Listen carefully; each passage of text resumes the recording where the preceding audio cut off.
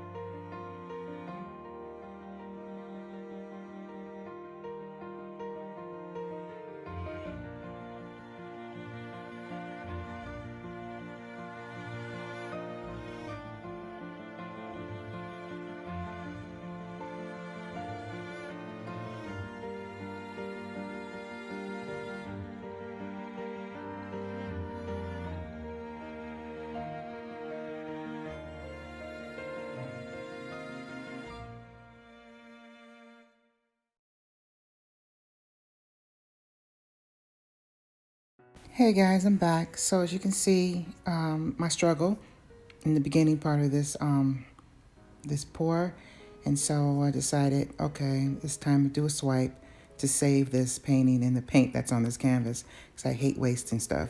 So it turned out beautifully, but I'll let you be the judge of that. So I'm gonna go ahead and continue and let you continue watching. Be back at the end.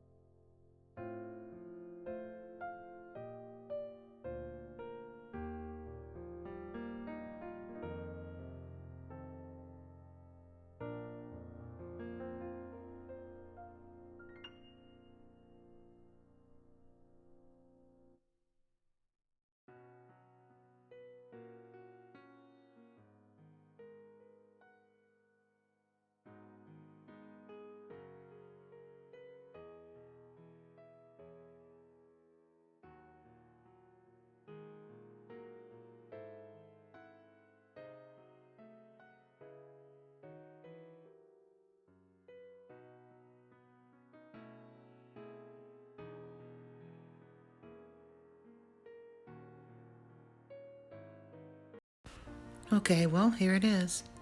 The swipe saved the day. It's not what I started out to do, but it's definitely how it ended.